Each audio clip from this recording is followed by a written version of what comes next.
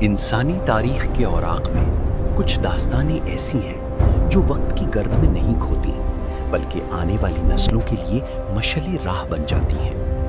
قدیم مصر، جہاں فرعون کی خدائی کا دعویٰ اپنے عروج پر تھا اور بنی اسرائیل ظلم کی چکی میں پس رہے تھے، اسی تاریکی میں حق کا سورج طلوع ہوا جب حضرت موسیٰ علیہ السلام اللہ کا پیغام لے کر دربار فرعون میں پہنچے۔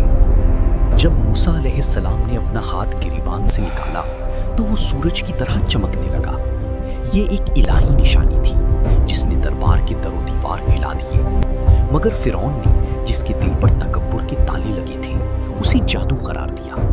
اس نے اپنے غرور کو بچانے کے لیے تمام جادوگروں کو جمع کیا، لیکن جب حق سامنے آیا تو زہر دم توڑ گیا۔ جادوگروں نے دیکھا کہ موسیٰ کا عصا ان کے برسوں کے فریب کو لمحوں میں نگل گیا ہے۔ وہ سجدے میں گر گئے اور پکار اٹھے، ہم ہارون اور موسیٰ کی رب پر ایمان لائے۔ ظلم جب اپنی آخری حدوں کو چھونے لگا تو آسمان سے حکم الہی نازل ہوا، بنی اسرائیل کو لے کر راتوں رات نکل جاؤ۔ ایک بے بس قوم اپنے گھر بار چھوڑ کر ایک نامعلوم منزل کی طرف نکل پڑی۔ ادھر فرعون، جو اپنی شکست کا بدلہ لینے کے لیے تڑپ رہا تھا، اپنے عظیم لشکر اور رتھوں کے ساتھ تعاقب میں نکلا۔ رات کا آخری پہر تھا، سامنے بحیرہ احمر کی بکھری ہوئی لہریں تھیں اور پیچھے سے فرعونی لشکر کی گرد اڑ رہی تھی۔ بنی اسرائیل گھبرا اٹھے، موت سامنے کھڑی نظر آنے لگی۔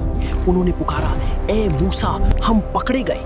لیکن اس کڑے وقت میں بھی موسیٰ علیہ السلام کا ایمان کسی پہاڑ کی طرح غیر متزلزل تھا۔ انہوں نے سکون سے فرمایا، ہرگز نہیں، میرا رب میرے ساتھ ہے، وہ مجھے راستہ دکھائے گا۔ پھر چشم فلک نے وہ منظر دیکھا جو رہتی دنیا تک یاد رکھا جائے گا۔ عصا سمندر سے ٹکرایا، پانی پہاڑوں کی طرح کھڑا ہو گیا اور تلاطم خیز موجوں کے درمیان 12 خشک راستے نمودار ہو گئے۔ بنی اسرائیل اللہ کی قدرت سے سلامتی کے ساتھ پار اتر گئے۔ فرعون، جو اپنے جوش انتقام میں اندھا ہو چکا تھا، اپنے لشکر سمیت انہی راستوں پر دوڑ پڑا، لیکن وہ یہ بھول گیا کہ یہ راستے ایمان والوں کے لیے تھے، سرکشوں کے لیے نہیں۔ جب فرعون اور اس کا غرور سمندر کے بیچوں بیچ پہنچا تو اللہ کا حکم آیا، پانی کے وہ عظیم پہاڑ آپس میں مل گئے اور دیکھتے ہی دیکھتے دنیا کا سب سے بڑا لشکر تاریخ کا قصہ بن گیا۔ ڈوبتے ہوئے فرعون نے توبہ کی، وہ پکارا کہ میں ایمان لایا، مگر اب مہلت ختم ہو چکی تھی۔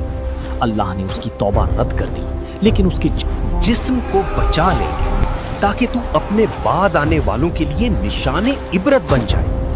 آج بھی مصر کے عجائب گھر میں موجود وہ بے جان جسم ایک خاموش چیخ ہے جو ہر دور کے ظالم کو بتاتی ہے کہ طاقت، اقتدار اور دولت سب عارضی ہیں، اصل بادشاہی، اصل قدرت اور اصل بقا صرف اور صرف اللہ واحد کے لیے ہے۔